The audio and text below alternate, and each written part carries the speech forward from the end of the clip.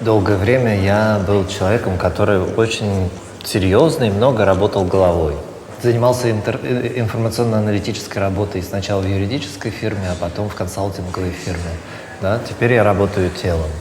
Мы проводим семинары в Дубае, Турция, Греция, Великобритания, Швейцария. Превратился в какого-то учителя-путешественника, который всегда с котомками, который всегда с чемоданом. Например, сегодня я не уверен, где я буду ночевать, да, то ли в Москве, то ли уже в Ярославле. И как-то постепенно к этому привыкаешь, и это тоже своего рода танец для меня, да, то есть я ему доверяю, что он меня куда-то вынесет туда, где я должен оказаться. Я преподаю медитацию в движении и танце, сейчас работая под названием Freedom Dance, танец свободы, безусловно, в традиции Габриэлы Рот. Какое-то время позанимавшись, человек замечает, что на самом деле он пришел за одним, а в его жизни начинают происходить очень глубокие изменения. Меняется вообще круг общения, меняется характер отношений со своими близкими и так далее. То есть человек получает что-то неожиданное, и в этом прелесть танца, я считаю, потому что предсказать то, что он даст, невозможно. В каждом танце какой-то свой спектр состояний, свой спектр эмоций. И танец очень часто это достаточно безопасный и в то же время очень активный способ выражения, проживания, нахождения формы для эмоционального состояния. Если вы чувствуете, что вы там застряли там, в любом месте, там, как вы чувствуете это через напряжение в теле, вы чувствуете это через такое эмоциональное застревание. И в некоторых случаях это застревание именно в каких-то ситуациях жизненных, то как раз через танец можно придать этому движению. На самом деле я попал на первое занятие свое этой практикой по рекомендации своего массажиста. Как я пришел лечить шею, я не знал, что я через 3-4 года встану на путь преподавания этой практики.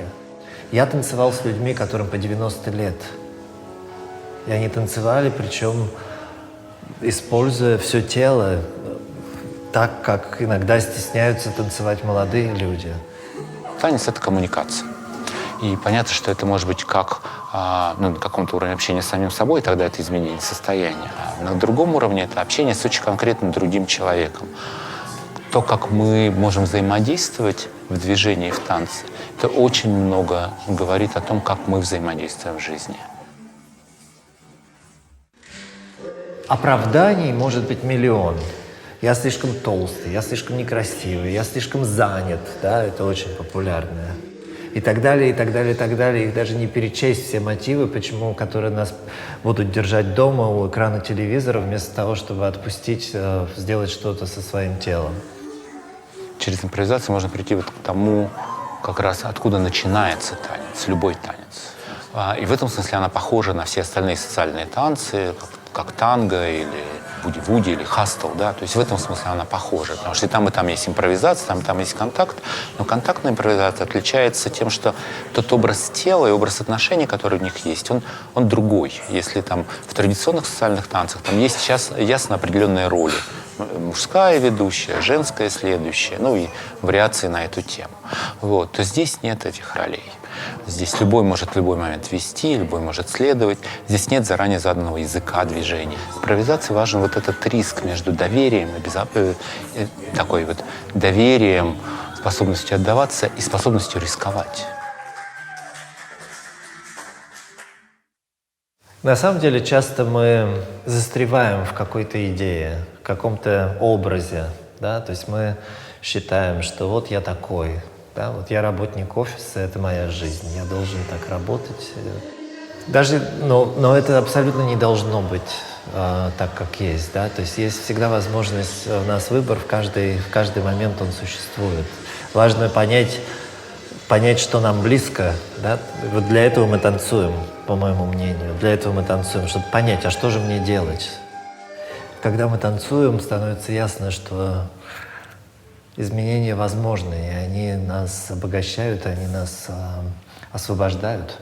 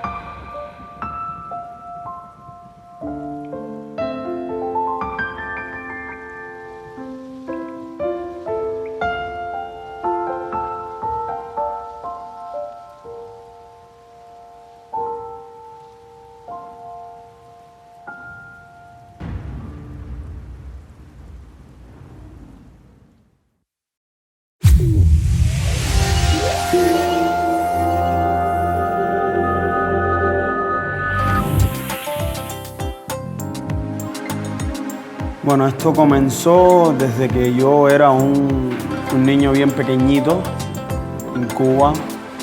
Mi madre decidió meterme al baile ya que era bastante travieso, me encantaba bailar, solo escuchaba música y mis piernas se iban solas.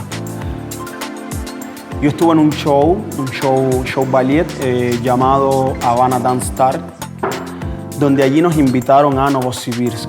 Bueno, ahí en Novosibirsk teníamos contrato de trabajo por un año. Tenía un amigo aquí en Moscú. Él dice, no, ven a Moscú. Y ya, ahí llegaba a Moscú, me encantó.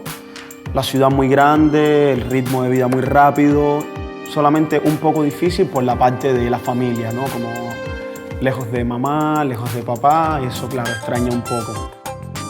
Bueno, ahora estoy casado. Gracias a Dios, tengo una mujer preciosa, se llama Natasha, tengo una niña muy linda que se llama Vanessa también. Tengo una gran pareja de baile, se llama Diana Rodríguez, la cual también admiro mucho y hemos logrado muchas cosas juntos en nuestra carrera. Bueno, para mí lo que es la salsa, la timba, es mi vida. Es mi vida, no lo miro como mi trabajo, como profesor ni como bailarín, sino lo miro como lo que pasa por mis venas, por mi sangre, es como mi cultura, es lo que amo. Lo hago, bailo porque lo amo, lo enseño porque quiero reflejar en otras personas, quiero enseñarle al mundo la parte de mí, parte de mi cultura, parte de mi Cuba. Ну, сальса, как и любой танец, он прежде всего определяется музыкой. Музыка сальсы – это смесь африканских ритмов и европейской мелодичности. Там есть испанские, французские напевы. Соответственно, сальса, с одной стороны, очень легко воспринимается ухом, ее приятно слышать, а с другой стороны, эти ритмы в сальсе, они поднимают в людях что-то такое природное и поднимают очень естественно. Baile es una historia que uno crea, es una historia que uno va creando va pasando el baile, ¿no? No es solamente bailar por bailar, para bailar es necesario sentirlo.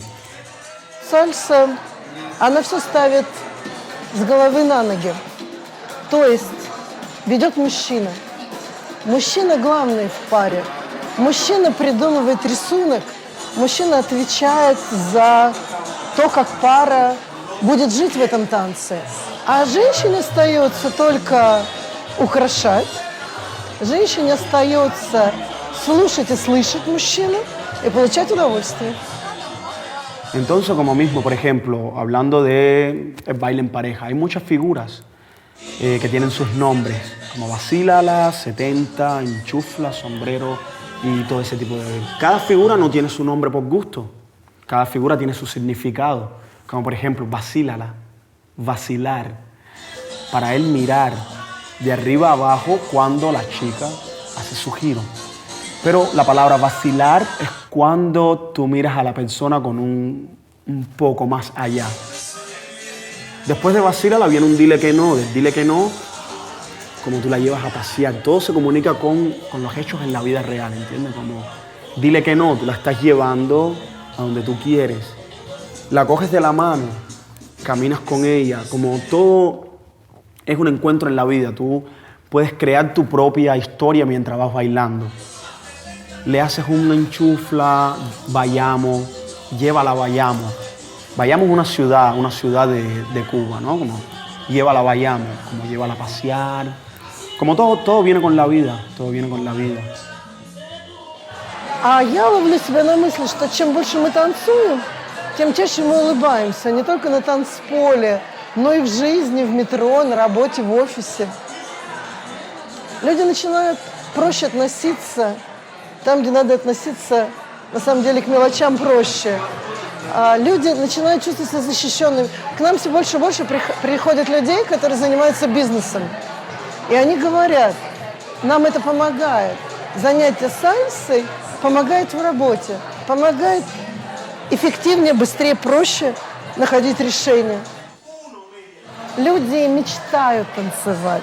Люди иногда сами это не осознают, сами себе в этом не признаются. Я всем желаю, чтобы все так жили в жизни, как мы танцуем сальсы.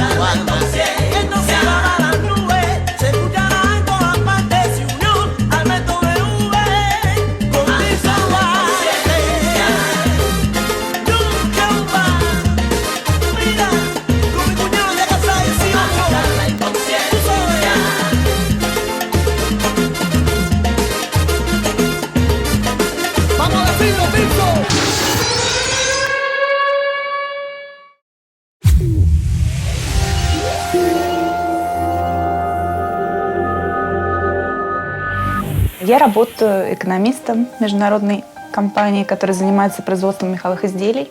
Просто поняла, что тоже пора себя обеспечивать, 18 лет. Работаю и диплом пишу. Травму я получила в 11 лет, когда мы ехали отдыхать с семьей в Ялту. И ночью в нас въехал микроавтобус, в котором водитель уснул. Мы с мамой получили травму позвоночника, она, слава богу, осталась ходить. А остальные у нас ушибами отделались. К здоровым людям нет абсолютно никакой зависти. И при общении с ними я стараюсь находить такие, наверное, черты, которых у меня нет, и им научиться. Наверное, это переломный такой момент был, когда я долгое время провела дома, замкнулась в себе. Потом попала в реабилитационный центр, где стала общаться с людьми, у которых тоже подобная травма. Посмотрела, как они живут, как они справляются с трудностями, и что, в принципе, трудности у нас в голове, только на самом деле все преодолимо. Как только люди с инвалидностью стали выходить из своих домов, да, и на улице, то появились люди, которые оказались к ним неравнодушными, в том числе и танцоры. Тогда, в 2002 году, я создал Центр социокультурной анимации удохотворения.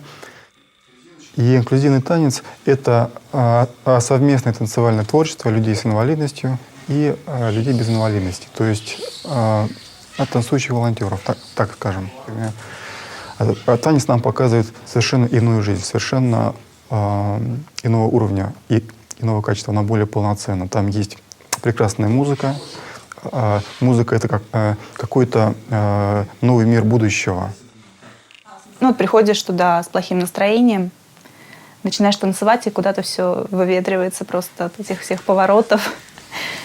То есть весь свой негатив можно выплескивать через танец и позитив вкладывать, разные эмоции показывать. И когда начала заниматься танцами, даже вот разговорная речь улучшилась. Вот как это связано, я не знаю, но тем не менее. Помимо вот этой музыки, вот этой вот гармонии особой, куда вот она зовет, есть отношения между мужчиной и женщиной более гармоничные, есть приятная физическая нагрузка и прекрасный тонус тела. После каждого занятия хочется летать. Я не говорю там о пластике, о мышцах спины, которые тоже вот у нас слабые, и надо специально какие-то упражнения делать, а тут вот в танце и удовольствие получаешь, и физически как-то себя поддерживаешь. А то, что касается людей с инвалидностью, то здесь для них это вообще может быть путем выхода вот из этой вот изоляции, в которой они очутились. И очень интересно за реакцией людей наблюдать, которые вот при знакомстве узнают, что на машине езжу сама за рулем. Или вот танцы, то что танцами занимаюсь сразу как-то из колеи всех выбивает, потому что это несовместимо, наверное, в голове у многих, как можно на коляске и танцевать. Ну, так приятно людей шокировать. Некоторые говорят: да, ты такая молодец, у меня вот такой интересной жизни нет, и я тебе даже завидую.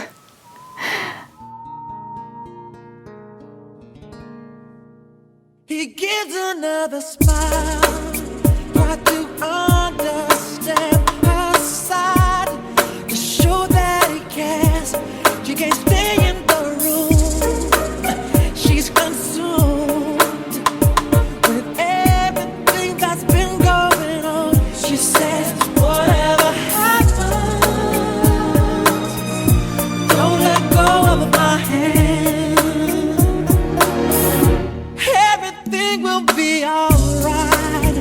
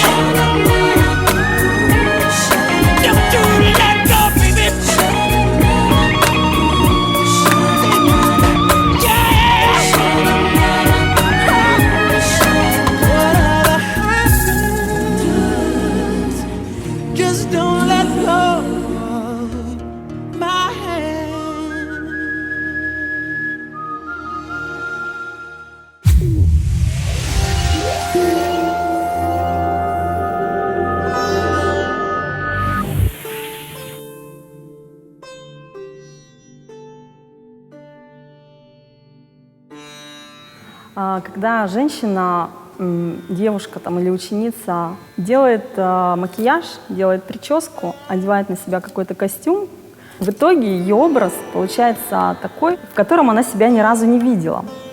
И я своим ученицам говорю, что делайте макияж так, чтобы вы себя в зеркало не узнали. Если вы себя не узнаете, значит все, цель достигнута. Трайбл это смешение этнических стилей.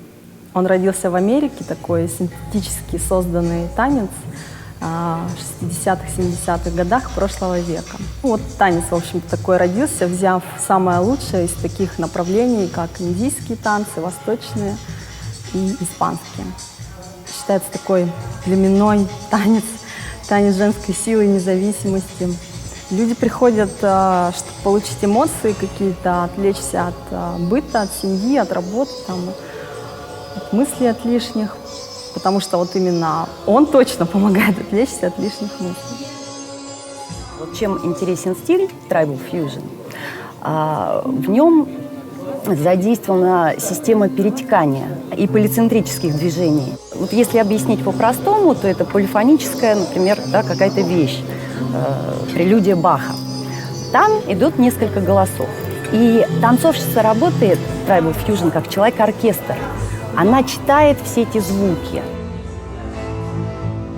Давайте попробуем. Вот мы сделайте. Ручкой крутим.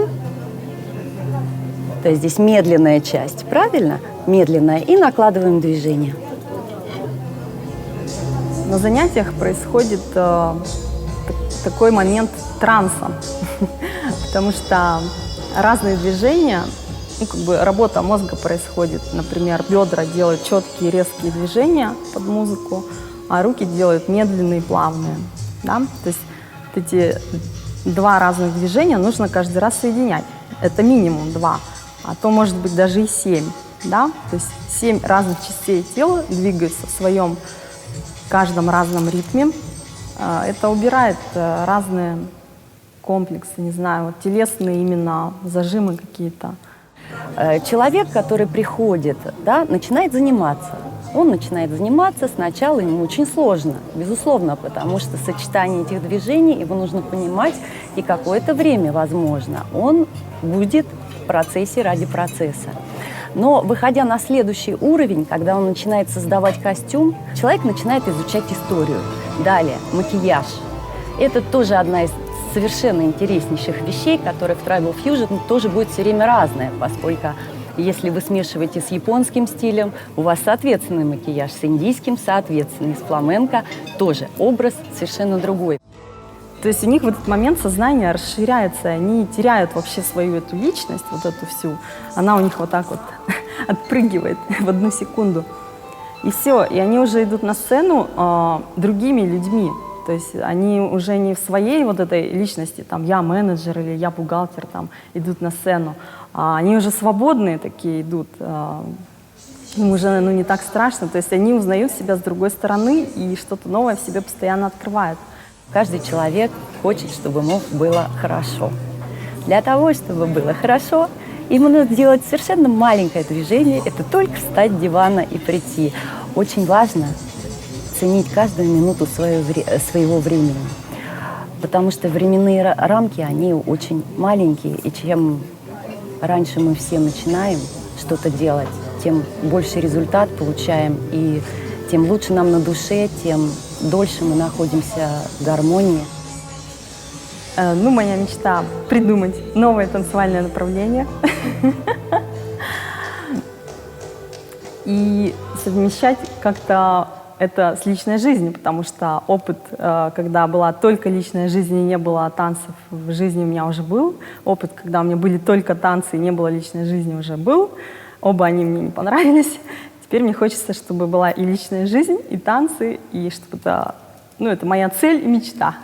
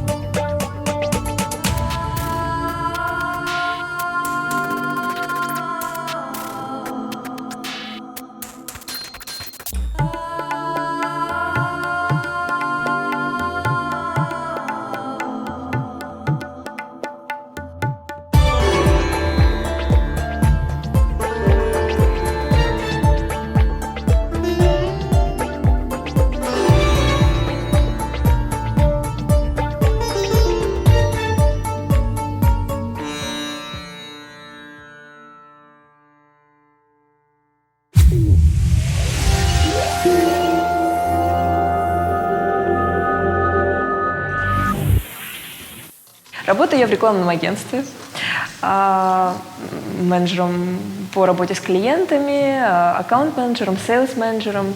В 20 лет примерно, перепробовав, кстати говоря, и модерн, и джаз, фитнес-клубы, но понимала, что это, в общем-то, абсолютно не мое, что мне не хватает движения, мне не хватает полета, тело рвется в движение. И после чего я пришла к балету. Балет для меня это все на самом деле, вся моя жизнь, все мои мысли. Ну, не все, конечно, но большое количество мыслей. Это моя душа. Это то, что дает мне огромное количество сил, несмотря на то, что я отдаюсь вся и полностью отдаю все свои силы, вне зависимости от травм. И, наверное, вот эта самоотдача дает мне еще больших сил для того, чтобы двигаться вперед. Я бы назвала балет классическим образованием тела, потому что то, что мы делаем, да, это занятия для любых возрастов. То, что касается занятия нашей студии, который называется «Илзулепа метод», то это специальный комплекс упражнений, придуманный для женщин. Он прорабатывает все проблемные женские зоны, но урок проходит в режиме балетного экзерсиса. Это очень важно, когда движение выполняется под музыку. Просто музыкальное движение руки, когда ты музыкально открываешь руку, провожаешь ее глазами, и когда ты понимаешь, что твое тело начинает жить в музыке. Это открытие для любого человека. Не будь у меня моих занятий, не будь у меня моего любимого педагога, у меня бы, наверное, не было бы такой наполненности, которая у меня есть сейчас, несмотря на то, что мне действительно физически бывает тяжело, потому что без остановки вот в таком ритме это правда тяжело. Галя — это прекрасный человек, это человек с огромной душой, это человек, который учит не только работать со своим телом, но и работать со своей душой. Танцуя, меняется мировоззрение. Человек учится отпускать себя, потому что в нашем мире, полном концентрации, умственной концентрации, люди забывают про то, что есть что-то больше, про то, что есть что-то внутри, что требует выхода, что требует реализации. И вы знаете, как ни странно, мы это видим особенно на женщинах, на взрослых женщинах, которые приходят и первый раз встают к балетному станку в любом возрасте, в любом. У них совершенно другие лица. Я же абсолютно уверена, что хореография необходима для каждой девочки точно. Все-таки элегантность никому еще не повредила. А элегантность может быть воспитана. И как раз это помогает сделать хореография. Однажды моя подруга спросила у меня, а что для тебя есть танец? Что он тебе дает? Первое, что я ответила ей, это отдача и дарение себя людям, которые принимают твой танец. Потому что приходят люди со своими проблемами. И мне очень хочется, чтобы люди, зайдя в зал, забыли обо всем и оказались в сказке танца, в сказке вот этой легкости и волшебства. Наш отец Марис Лиепа, выдающийся танцовщик, говорил нам с братом Андресом, когда мы еще были учениками школы, а может быть, когда мы уже были, повторял это, когда мы уже стали артистами Большого театра. Ребята, если у вас что-то не ладится в жизни, пойдите в балетный зал, сделайте станок. И я вас уверяю, что ваша проблема станет немножко меньше. Это и есть то самое выражение телесное, выражение духовное. Отпустить себя, отпустить свой ум, выпустить свои эмоции и обнажиться, показать вот то, что есть внутри.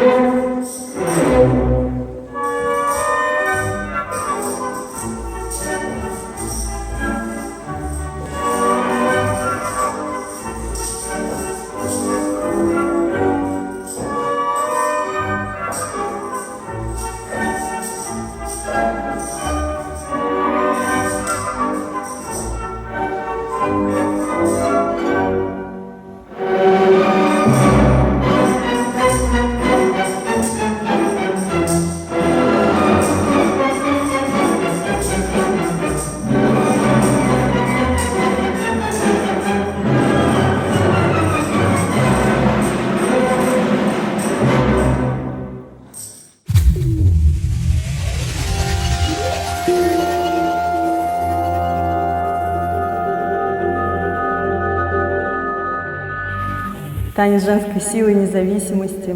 Es mi vida. Все преодолимо. Это и есть то самое выражение телесное, выражение духовное. Изменения возможны, и они нас обогащают, они нас освобождают.